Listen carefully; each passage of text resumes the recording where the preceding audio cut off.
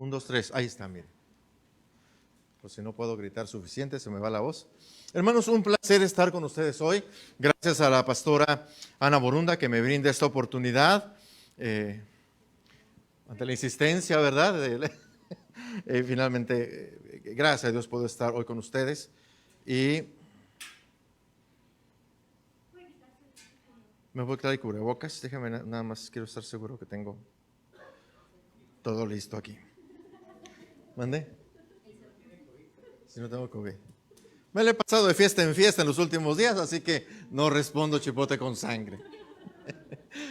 El Evangelio según Lucas, capítulo 16, tiene para nosotros una historia muy interesante. Voy a leer para ustedes, como estoy usando la nueva versión internacional, tal vez usted tiene otra versión, así que mejor le pido, ponga atención a la lectura, porque luego si hay una palabra diferente, va a decir, mira, aquí dice mayordomo y aquí dice administrador, bueno, lo le explico. Pero leo para ustedes el Evangelio según Lucas, capítulo 16, versículos 1 al 13. Nos dice la palabra del Señor. Jesús contó otra parábola a sus discípulos. Un hombre rico tenía un administrador a quien acusaron de derrochar sus bienes. Así que lo mandó a llamar y le dijo, ¿qué es esto que dicen de ti? Rinde cuentas de tu administración, porque ya no puedes seguir en tu puesto. El administrador reflexionó. ¿Qué voy a hacer ahora que mi patrón está por quitarme este puesto?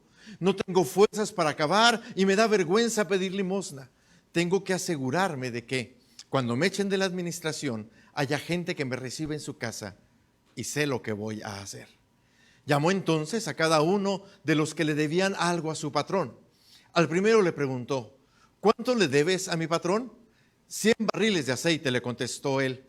El administrador le dijo, toma tu factura, siéntate enseguida, escribe 50. Luego preguntó al segundo, ¿y tú cuánto debes? 100 bultos de trigo, contestó. El administrador le dijo, toma tu factura, escribe 80. Pues bien, el patrón elogió al administrador de riquezas mundanas por haber actuado con astucia. Es que los de este mundo, en su trato con los que son como ellos, son más astutos que los que han recibido la luz.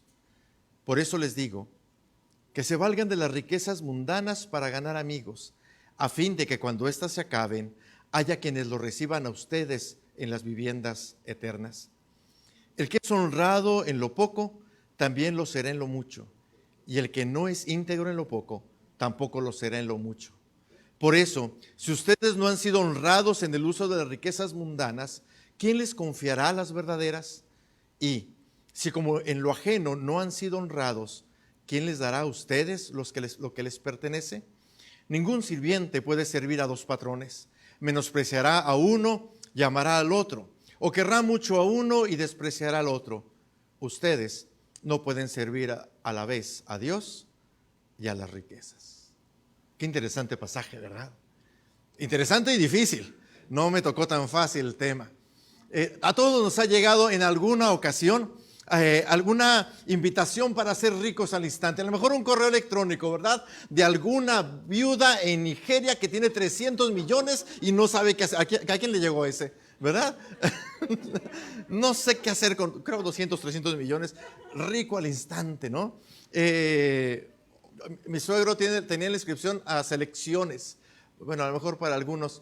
Y cada mes llegaba, es usted el virtual ganador del gran sorteo de selecciones. Solo mande este correo de regreso con los numeritos. Y ahí estamos pegándolo.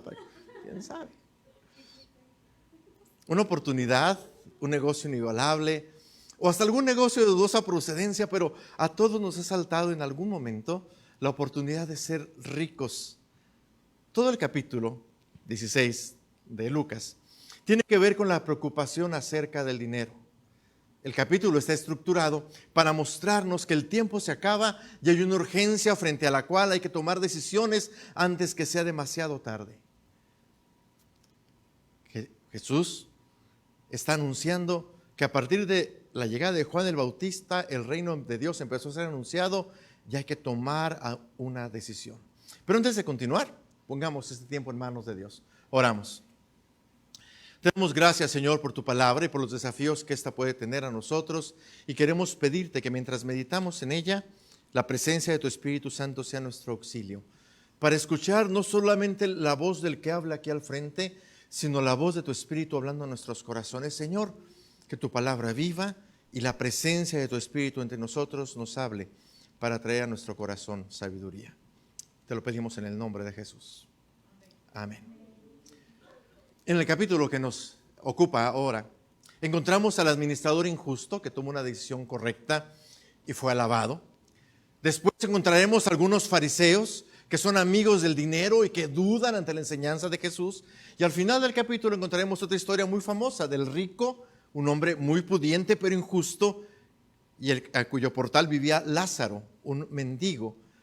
Y él es el contraejemplo de un administrador alabado. Él no toma tiempo la decisión y en el Seol, en el infierno, es demasiado tarde. La pregunta en el fondo es, ¿qué tan fieles somos? Una aclaración antes de continuar. La lectura que hoy nos ocupa la tomé del leccionario. El leccionario es una serie de lecturas bíblicas que la iglesia cristiana ha usado por siglos, literalmente, para a lo largo del año cristiano tener diferentes temas de estudio. Lucas 16, esta historia que he contado, no es la preferida, de hecho es una historia muy difícil. Lucas 16, del 1 al 13, me toca hoy, yo no lo escogí. ¿Quién sabe quién? Pregunté a unos amigos pastores, oye, ¿quién escribió el leccionario? Nadie me ha contestado nada. Al rato les averiguo quién, bueno, quién sabe. Pero conste que yo no escogí el pasaje, ya venía ahí, yo explico lo que aquí viene. Este pasaje está compuesto por una parábola de las más difíciles que hay en la Biblia. El administrador astuto, o infiel, o injusto, y por varios dichos de Jesús. Se refiere a la relación que tiene el creyente con la fidelidad a Dios y con el dinero. Estructuralmente todo el capítulo es una unidad, todo el capítulo. Tenemos que leerlo todo, para la historia de Lázaro inclusive, para encontrar los dichos de Jesús sobre el dinero y la administración. El versículo 1 dice, decía también a sus discípulos. Los fariseos y los escribas habían sido objeto de las parábolas anteriores. En el capítulo anterior habla de la moneda perdida, de la oveja perdida y del hijo pródigo. Y hablaba a los fariseos, quien en algún momento se sentían justos y salvos. Y Dios dice, no, Dios se preocupa por los que están perdidos. Ahora, en este capítulo, los discípulos pasan al primer plano. Habló en el capítulo anterior a los fariseos, ahora dice también a los discípulos. Y hay una alternancia entre esos dos grupos de oyentes, porque adelante se volverá a referir a los fariseos. Una cosa interesante es que Lucas escribe en una época donde ya la iglesia se había separado del judaísmo. Lucas es un escritor gentil, es decir, un escritor que dirige su escrito a los que van más allá de la iglesia que se había formado en Jerusalén, en Israel. Y tenemos que ver estas polémicas no solamente como dirigidas a los fariseos, sino contra quienes en la comunidad cristiana, ya fuera de Israel, también actuaban como fariseos, con ese legalismo que les hacía sentirse superiores a otros impuros o pecadores. El contexto entonces está hablando a los discípulos y a los discípulos fuera de Israel, algo así como hablándonos a nosotros. E indica una situación de crisis para el administrador. Dice que este administrador, este mayordomo, había sido acusado de alguna manera, no sabemos si injusta o injustamente, pero había sido acusado de que había tomado ventaja de su puesto. Las acusaciones son ambiguas en su contenido como en su veracidad. El dueño ni siquiera le da una oportunidad. Ha llegado a mis oídos esto y desde mañana no vas a tener trabajo. Tienes que rendir cuentas y te buscas otra ocupación. Dado que el mayordomo prevé quedarse en la calle, sus opciones son trabajos físicos, cavar o mendigar, y ninguna les acomoda. Podemos suponer que el mayordomo no se había enriquecido porque el pasaje no indica que él dijera, bueno, me van a correr, pero ya junté lanita. No había. Parece ser que simplemente había mal administrado, había hecho mal su trabajo. No sabíamos, probablemente simplemente era un mal administrador. Tal vez había sido un haragán con los bienes de su amo y había llegado el juicio. Lo que había llegado a los oídos del dueño es algo que ciertamente, más allá de la verdad o la mentira, representaba un desafío para este hombre. Y él tiene que tomar una decisión. Convoca uno por uno a los deudores de su Señor y a todos les rebaja la deuda. No sabemos por qué lo hace. Y algunos tienen diferentes formas de pensar. Algunos dicen, lo que probablemente hizo el hombre es que bajó los intereses. Oiga, hace rato compramos una casa con un crédito que me prestó mi padre. Y hace 20, ¿cuándo empezamos? No sé. La cosa es que ¿les ha pasado esto? Uno está pagando mes con mes y luego va uno a ver la cuenta y resulta que todavía debe la casa entera después de 10 años, de 20 años. ¿Sí? Amén, ¿verdad? Qué feo es esto. Pero uno llega y le dice, oye, así que siéntate ahora, ¿cuánto debes? Mira, si me das el 70% te perdono los intereses. Y uno dice, ¿sabes qué? Tal vez eso pasó aquí. Tal vez eso pasó. Alguien dice, lo que probablemente pasó es que los deudores tenían un porcentaje de intereses y lo que dice, ¿sabes qué? Vamos a perdonarte los intereses. Alguien más dice, lo que probablemente pasó es que el mayordomo renunció a lo que le correspondía, a su comisión, ¿verdad? Por administrar. Y por eso pudo hacer esto. Alguien más dice, no, le robó al patrón, ¿verdad? Sin embargo, si hubiera sido así, el patrón hubiera tenido razón no solamente para correrlo, sino para meterlo a la cárcel. De alguna manera, este mayordomo manejó las leyes que conocía y al final el Señor, y no sabemos cuál Señor, es el Señor Jesús o el Señor, el amo, alaba al administrador injusto porque había actuado astutamente. Es difícil saber exactamente qué pasó, pero lo que tenemos que darnos cuenta es que más allá de la razón de lo que pasa exactamente, estamos ante una parábola. Una parábola es una composición que el Señor Jesús arma para enseñar una verdad. Una parábola tiene que ser entendida no en función de todos los detalles que ésta contiene, sino de la enseñanza que quiere traer a nosotros. Déjenme ponerle una parábola que usted tal vez conozca, la del sembrador que sale a sembrar. ¿Recuerda la parábola? Hay semillas y hay un campo y el sembrador esparce la semilla y algunas semillas caen en buena tierra y otras semillas caen en tierra mala. Bueno, la enseñanza es esa, que la palabra es la semilla y que la semilla a veces es fructífera y otras veces es arrebatada o ahogada por las circunstancias. Esa es la enseñanza.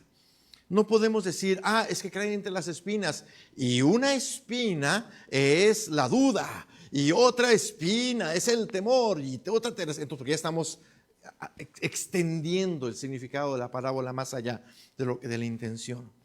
Lo que intento hacer aquí, decirles aquí, es que el fondo de esta parábola es hablar de la relación entre el creyente y el dinero. Jesús usaba parábolas para enseñar y estas narrativas construidas por el Señor Jesús nos llevan a algo. Y no es solamente sobre dinero, es sobre cómo vivimos. Dios nos dice en esta parábola, detente, piensa sobre el dinero, piensa sobre las finanzas. El pasaje se distingue, entremos ya un poquito más a la sustancia, en presentar 4 contrastes. El primer contraste que presenta es ser fiel contra ser injustos, versículos 9 al 13. El concepto de mayordomo, como dice la versión Reina Valera 60, la versión que leí dice administrador, en otras dice encargado, es básicamente el mayordomo, aquel que controla los bienes de su señor. En esta historia, el pasaje está hablando de una persona que controlaba los bienes de su señor y entonces algo malo pasa.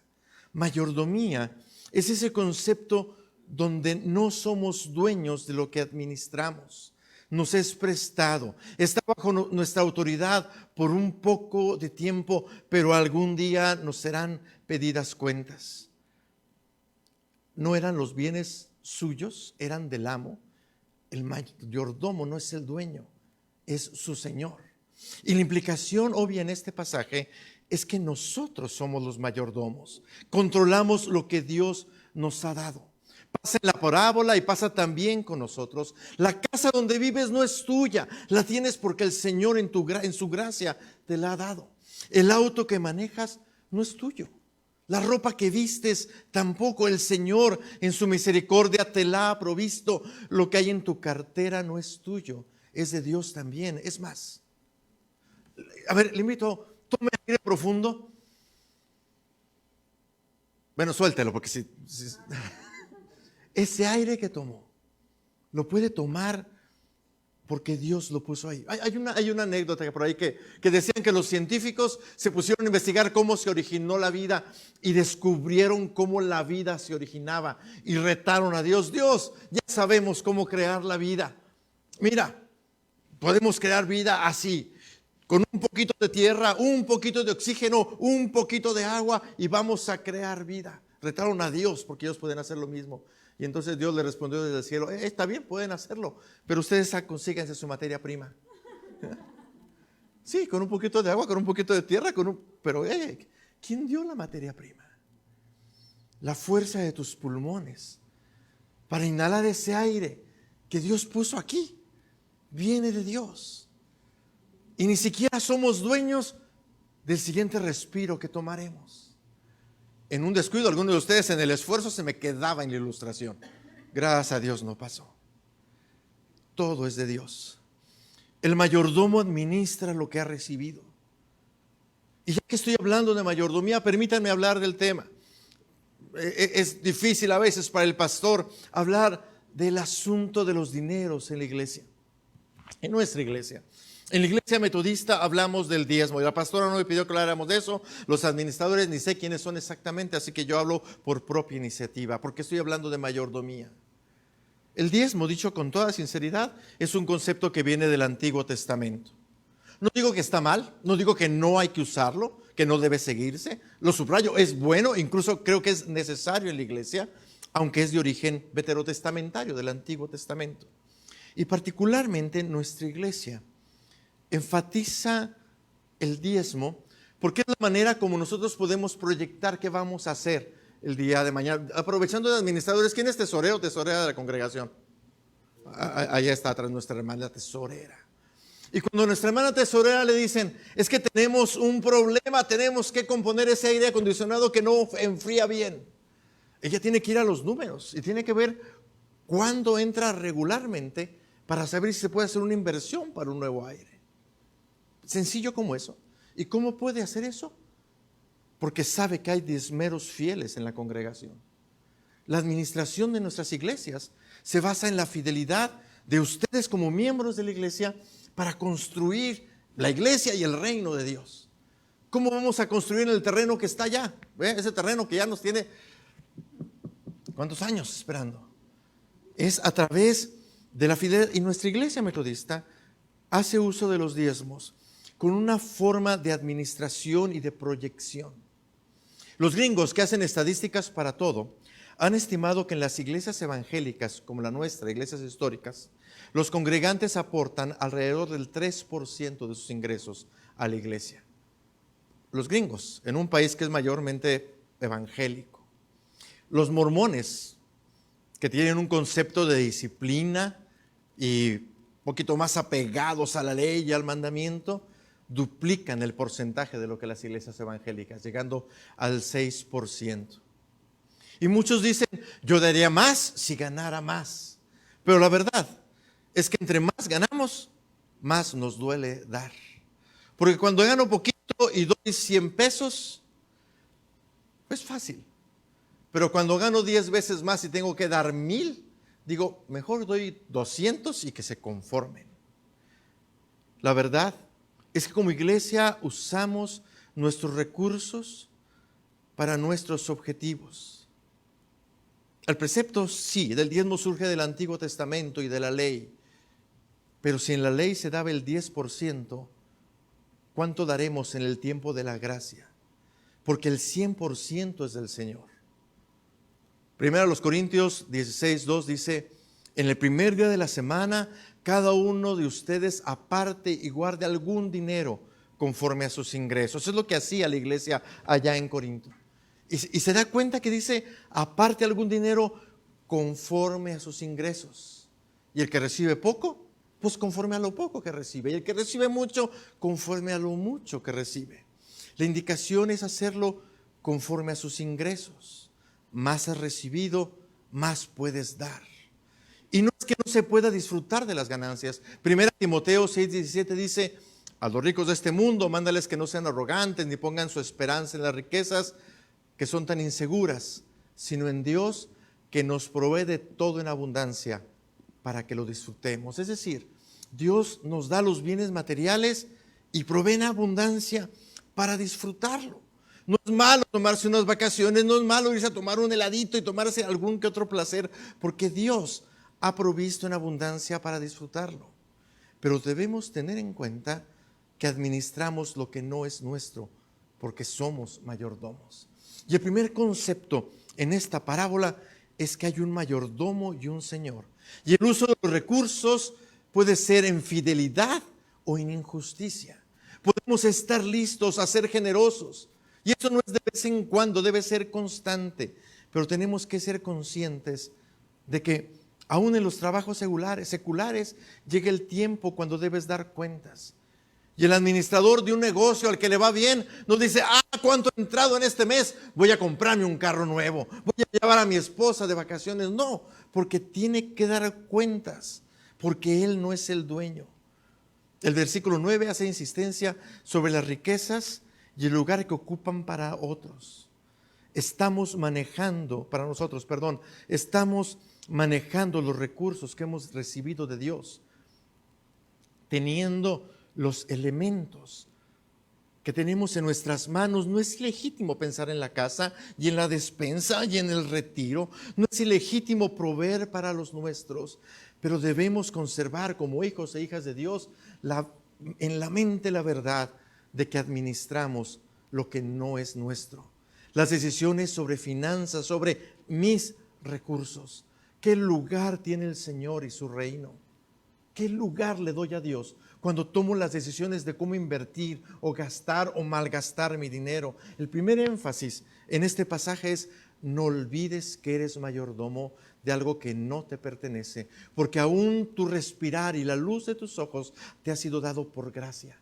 Eres mayordomo, administras, y la decisión de tu administración debe tener en cuenta a Dios. Una vez más, no insisto en no disfrutar. No digo que hay que hacer votos de pobreza franciscana. Soy yo a concepto político. No. Puedes disfrutarlo y puedes tener un dispendio. ¿Qué calificativo le pongo a esto? Luis XVI. No sé. Puedes disfrutarlo, pero recuerda que administras lo que no es tuyo. Anécdota extra. Hace poco fui a la Ciudad de México y mi papá me prestó el carro. ¡Qué nervios! Porque tenía el carro de mi papá.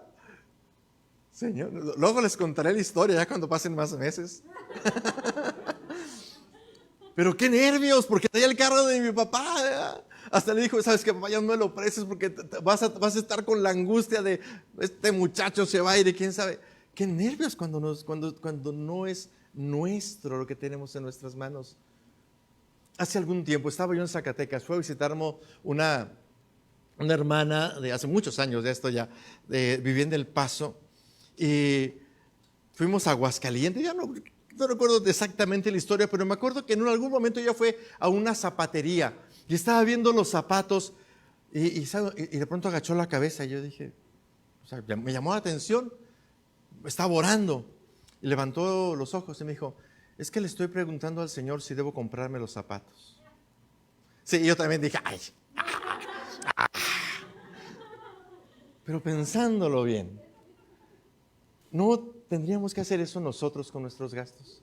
Señor, ¿es legítimo usar esto? ¿Es legítimo usar lo que tengo en el nuevo monitor de 27 pulgadas curvo? ¿Me proyecté? Somos mayordomos, tenemos que administrar lo que Dios, porque no es nuestro. Segundo contraste, lo temporal contra lo permanente. En el 10 al 13 nos presentan varios contrastes. Del 10, lo que es poco contra lo que es mucho, y luego hablaremos de eso. En el 11, las riquezas contra Dios. En el 12, lo que es de otro contra lo que es tuyo. Y en esos tres contrastes hay una continua referencia a lo temporal contra lo eterno. En esta historia nos marca que tenemos que darnos cuenta que hay cosas que pasan y cosas que permanecen. Es interesante también que cuando habla de lo poco, ¿saben de qué está hablando? Del dinero. Dice que lo poco son las riquezas. Y a veces en la iglesia se habla de lo poco como, bueno, es que está nuestro hermano Narciso allá afuera repartiendo los boletines, ¿verdad? Mira, empieza con eso, acomoda las sillas, ponle el agua al pastor, gracias por el agua, ahorita la tomo. Eso es lo poquito, pero el pasaje no habla de eso poco, no habla de ser fiel en dar los boletines, está hablando de lo poco, ser fiel en tu administración del dinero. Está diciendo que lo que es pequeño, lo que es sin importancia, es el dinero. A diferencia de cómo el mundo lo ve, el dinero es más importante. Ahora en la iglesia vemos esto, hay creyentes que piensan de esa manera. No, el dinero es lo más importante.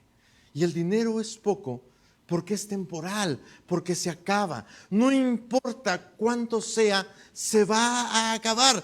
Te pregunto, al principio de la quincena, cuando apenas te acaban de depositar, en comparación con en mi caso, el tercer día, ¿verdad? Se acabó. Aunque sea mucho, se acaba. Lo permanente es lo que importa. Está diciendo que el mayordomo fiel se provee de riquezas para la eternidad, en contraste del que no es fiel, que se provee a sí mismo solamente para la temporal. Lo temporal y pasajero se acabará, las riquezas se acabarán, la abundancia se acabará, la salud se acabará. Y la enseñanza que nos da, es necesario dejar de invertir en lo que no podrás conservar para invertir en algo que no te pueden arrebatar. Deja de preocuparte y angustiarte por lo que mañana no importará más, para ocuparte por aquello que importará por la eternidad. Si lo pensamos un poco, todos tratamos tanto de acumular lo que vamos a perder en un instante y dejamos lo que permanecerá como secundario, como pasajero. Y el contraste aquí hay una urgencia en el ser humano por cuidar lo que se va a acabar mañana. Oye, ¿dejaron su carro aquí afuera ustedes? ¿Sí vieron el compa que estaba allá a un ladito con una ganzúa? Ay, Señor, por favor, que no me cumpla la ilustración. Pero en un descuido, el auto que tenemos allá afuera salió. A ver si no creo ahora ya incomodidad aquí entre todos mis oyentes, ¿verdad? Cuando el terremoto del 85 fue, una compañera de la escuela me dice, salí temprano al trabajo. Ella trabajaba en unos edificios que había en Pino Suárez. Llegué al trabajo y los edificios se habían derrumbado, no había trabajo. Llegué como pude de regreso a mi casa y los departamentos donde vivía se habían derrumbado. En un instante se acaba todo. Y nos esforzamos tanto por lo que se acabará así. Y dejamos lo permanente como secundario. Segundo énfasis, segundo contraste, permanente contra efímero.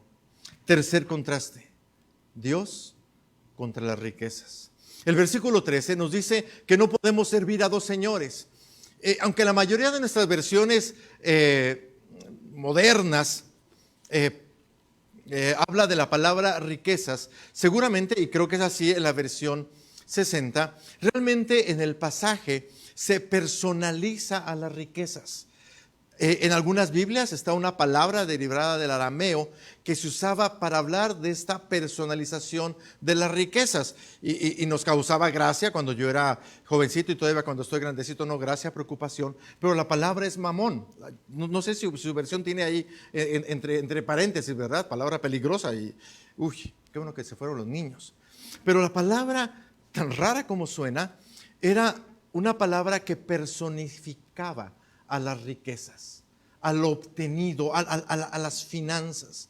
Y entonces el Señor Jesús lo que está diciendo es que a veces vemos a las riquezas como si fuera un Señor, como si fuera una persona a la que tengamos que servir. Y el Señor es tajante: es imposible servir a ambos. No se puede. No se pueden tener dos señores.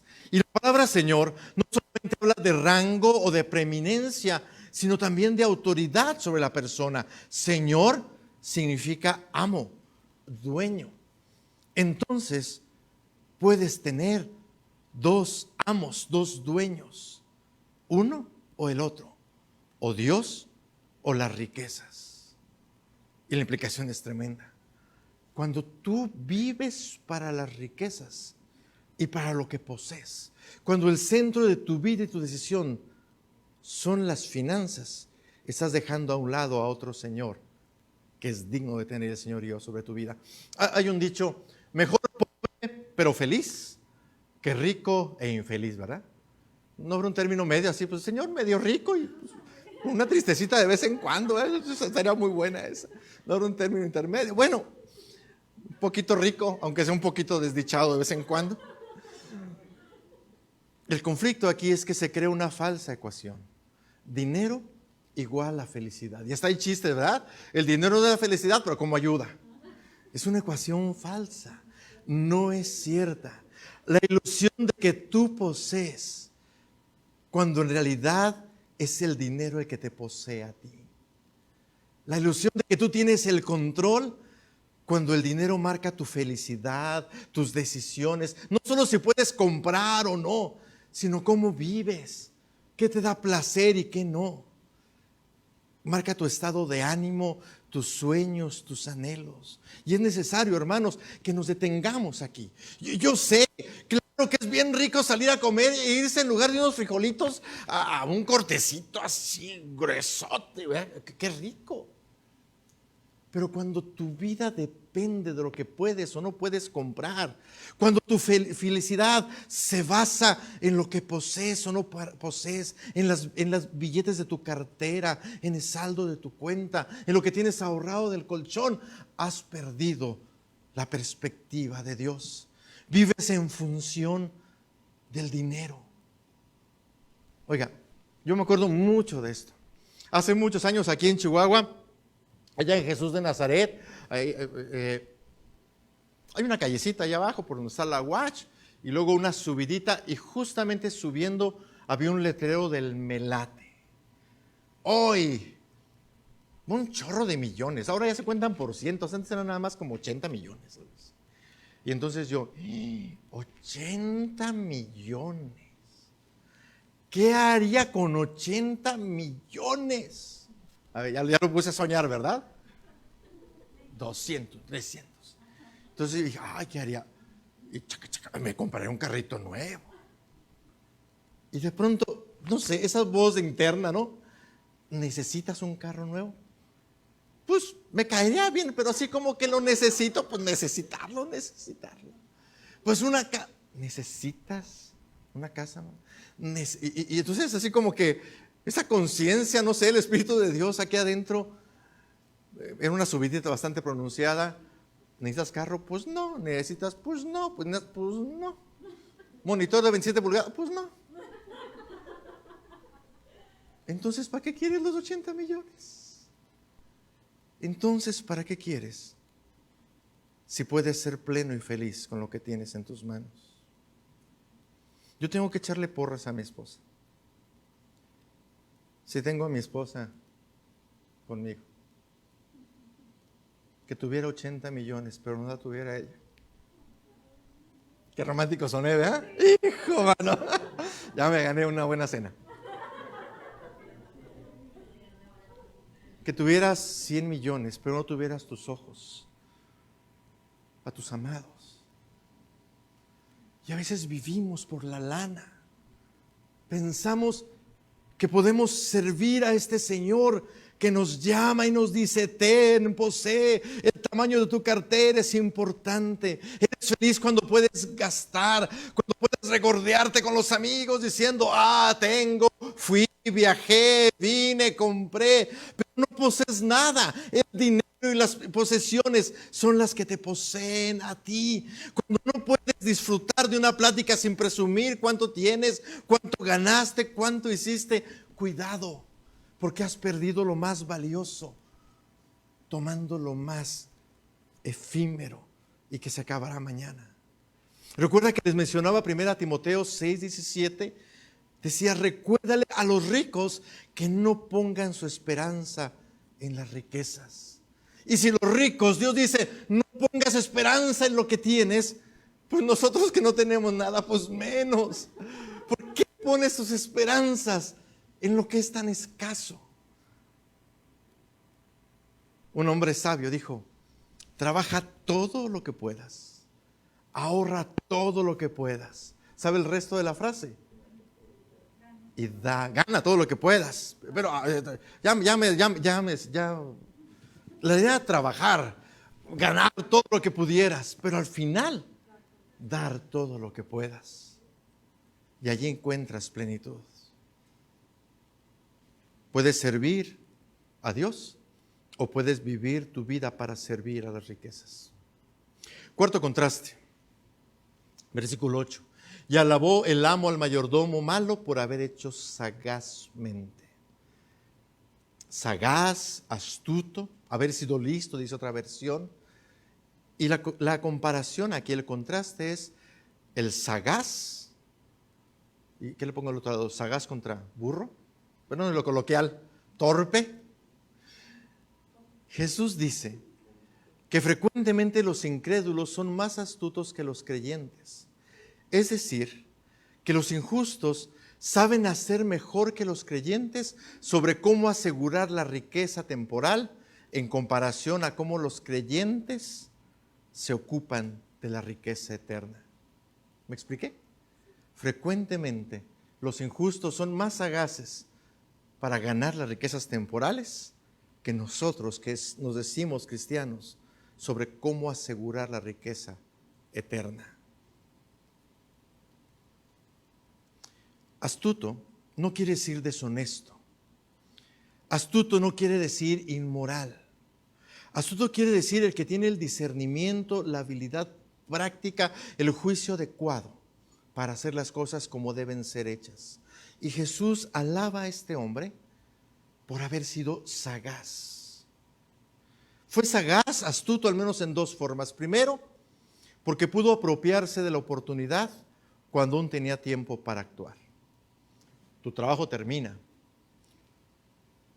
Tus días están contados, te van a despedir.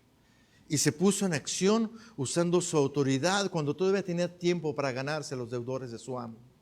La aplicación para nosotros es que si nos enteramos de una ventana y una oportunidad para el reino, para el evangelio, deberíamos apropiarnos de ella.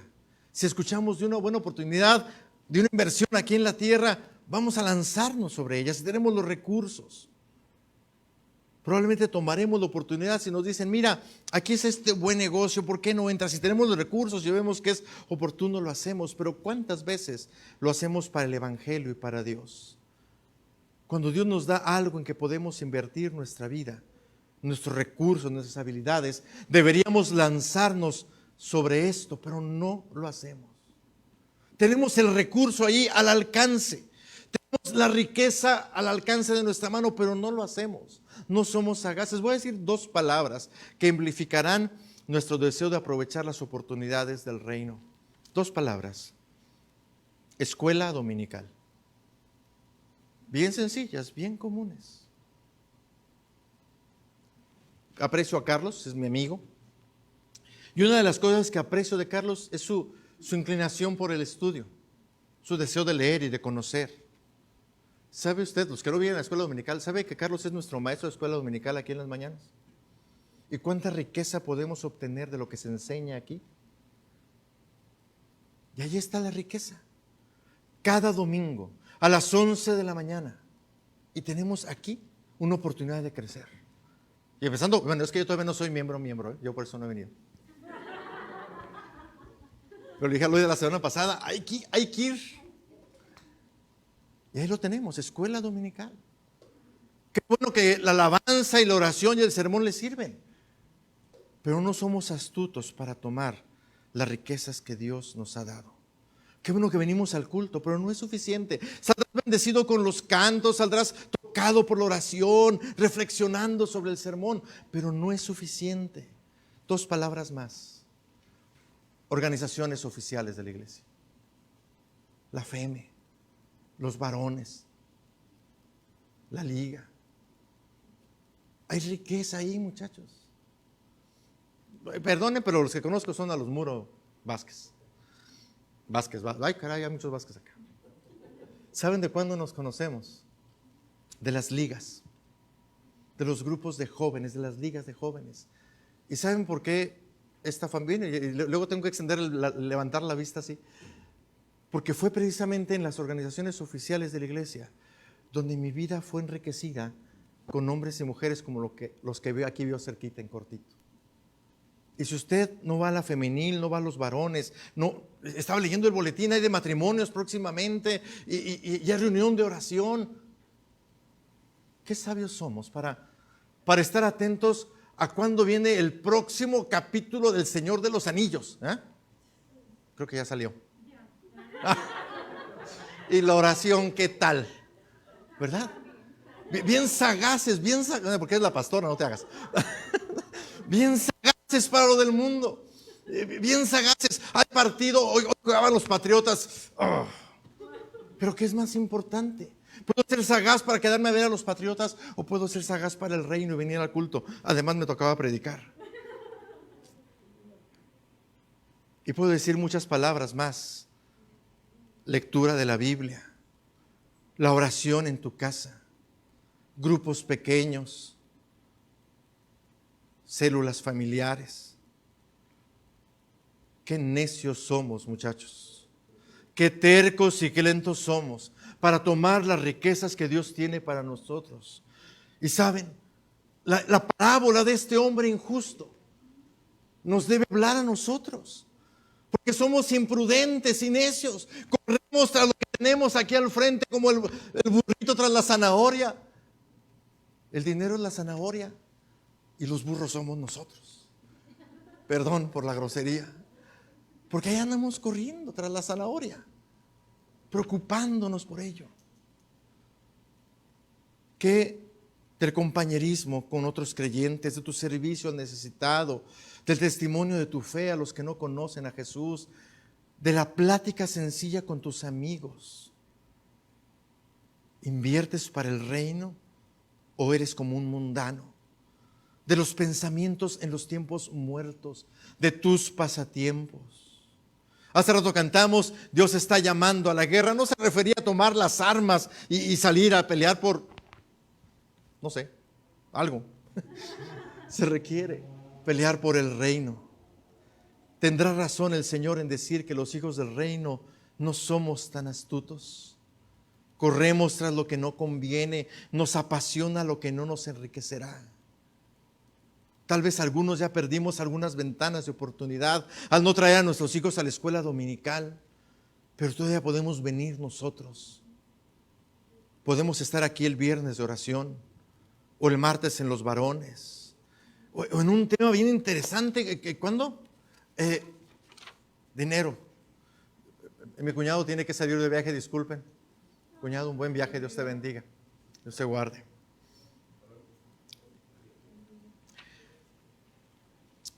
Y este hombre aprovechó la oportunidad y mientras muchos pueden lamentarse, él se puso en acción usando lo que ya tenía para proveer para su futuro y su seguridad. La aplicación para nosotros es que sabemos que el tiempo llegará cuando las riquezas y la infidelidad mostrarán su falla. O moriremos o Cristo regresará y entonces será demasiada tarde. El dinero que queremos guardar, los tesoros que hemos acumulado se quedarán aquí. Cuando aquel día llegue, ¿qué habrás hecho con todo lo que recibiste de sus manos? Déjeme darle solamente una ilustración. Es ilustración porque no pasará así, pero imagine que llegara al cielo, el día que llegará al cielo, y de pronto cientos de personas se acerquen a usted para agradecerle por la oportunidad de haber conocido a Jesús. personas que usted no conocía, personas que vivían al otro lado del mundo, y usted le dirá, pero ¿cómo? Si yo jamás te hablé, si yo jamás te tuve frente a mí. Y entonces te digan, ¿recuerdas el peso misionero que se levantaba en Príncipe al terminar el culto? Fue por ese peso, fue por ese diezmo, fue por eso que yo conocí a Jesús. Y perdonen por la ilustración tan sosa, porque habla de dinero. Soy pastor, mi ministerio me ha permitido grandes bendiciones. La bendición de abrazar a alguien y luego olvidar quién es, y al paso del tiempo decir, ay pastor, es que yo me acuerdo aquel abrazo, y yo digo, ¿cuál abrazo? El ministerio está aquí. Pero puedes dar tu abrazo, puedes extender la mano en la espalda de alguien y puedes darle palabras de consuelo, puedes servir en muchas maneras en la iglesia. Y qué gozo indescriptible saber que tu parte no será quitada, que eso no lo perderás. Un pensamiento final, pero antes una aclaración. No estoy hablando de salvación. La salvación se obtiene solamente a través de Cristo. Una vez que le recibes, le perteneces, eres suyo, debes ser fiel, claro. Estoy hablando de serle fiel. Y de aquí surge la pregunta que le da título a este mensaje. ¿Qué tan fiel eres a Dios? ¿Qué tan fiel eres a Dios todos tus días? No el domingo de 12 a 1. ¿Qué tan fiel eres a Dios? ¿Qué haces con tu tiempo, con tus dones, con tus palabras? ¿A dónde encaminas tus pies?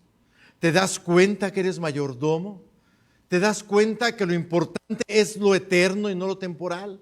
¿Has abierto tus ojos a que puedes trabajar para perder menos y ganar más? ¿Te has dado cuenta que tal vez estás sirviendo más a lo que ves y deshonrando a tu Dios? Una ilustración final, para que tal vez me entienda. Yo no sé cuántos saben quién es Chabelo. Parece que ya se nos va, ¿verdad? Ya la fila de espera, ya se nos fue Chabela. Ahora va a ser que va Chabelo, pero no. Dejo que pase el chiste. Pero cuando yo era chiquillo, había un programa de televisión. A ver, ¿quién no sabe quién es Chabelo y quién no sabe qué es la catafixia? Levante la mano para ver si tengo que explicar. ¿Sabes qué es Chabelo y la catafixia? Porque es la más convencida. Mija, ¿sabes qué es Chabelo y la catafixia? ¿Sí? Elisa, ¿no sabes qué es la catafixia? Bueno, era un programa de concursos. A lo largo del programa se ganaban diferentes premios. Y al final del programa los ganadores estaban ahí con sus premios. Una avalancha Apache, ¿verdad? No, hace cuenta uno. Déjame contextualizarlo. Un PlayStation 4. No sé, un iPhone 13, ¿no? ¿En qué número van los iPhone? Bueno, esos. Ahí estaba el precio, ahí estaba el premio. Y entonces le decía al conductor, Chabelo, mira, aquí está el premio que ya tienes, pero allá atrás de esas cortinas, tú puedes escoger. Hay un premio detrás y te lo puedo cambiar, te lo catafixio, ¿eh? Te catafixio, no sé por qué esa palabra de dónde viene, ¿eh? Pero te cambio es catafixio, te cambio el que tienes aquí con lo que está detrás de la cortina. Tú decides. Y podría ser un premio mejor, o un burro de planchar, ¿verdad? O un guacal con un trapo, o sea, ¿te acuerdas? ¿Cuántos no quisimos estar ahí, no? ¿Y cuántos sufríamos? No cambies, quédate con la avalancha, ¿se acuerdan? Quédate con el iPhone. Y de pronto tomaba la decisión. Y abrían la cortina y un auto, no, entonces no eran autos, un viaje, etcétera. Una sala de muebles troncoso. Se podía elegir otro, podía ser mejor, podía ser peor. Pero siempre el concursante estaba en la incertidumbre de qué vendría allá atrás. Muchos deseamos algún día estar ahí, muchos sufrimos cuando alguien escogía la cortina que tenía el burro de planchar. Dios te dice, tú puedes escoger. Lo que está detrás de la cortina es mucho mejor de lo que tienes. De lo que tienes en tus manos y en tu bolsillo. yo te ofrezco que cambies quién es tu Señor. Que dejes las riquezas y el mundo y me escojas a mí. Te lo catafixio. ¿A quién quieres servir? ¿Cuál será el centro de tu vida? Esa es la invitación de hoy. ¿A quién quieres servir? Estemos de pie para orar.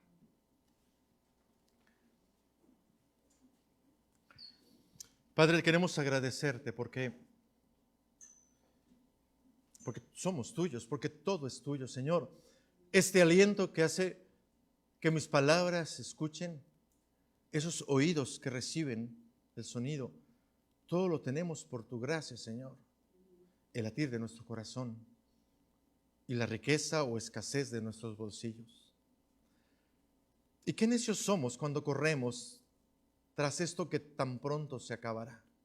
Cuando asignamos tanta importancia a lo que probablemente en unos minutos dejará de ser importante. Señor, gracias por la parábola de un hombre que pareció perderlo todo inminentemente, pero a través de su vida nos enseñaste que podíamos tomar decisiones. A través de esta parábola tú nos enseñas que podemos ser más fieles al dinero que a ti, a lo que vemos que a ti. Te rogamos, Señor, que aprendamos de este hombre y tomemos ventaja de lo que tenemos hoy, de las riquezas que hoy pones a nuestro alcance, para poder vivir contigo como nuestro Señor, para tomar decisiones teniendo en mente lo trascendente del reino y de ti para nuestras vidas, Señor. Permítenos, Señor, ser prudentes, ser sabios y tomar ventaja de lo que hoy nos has dado, para que cuando se abran esas puertas eternas, seamos recibidos en medio de gozo y celebración por todo lo que hemos recibido de tu mano, que se extiende más allá de este mundo. Sé con nosotros, Señor, y fortalece lo que has hablado en nuestro corazón hoy, para llevarlo por práctica con tu ayuda, en el nombre de Jesús. Amén. Amén, hermanos. Gracias.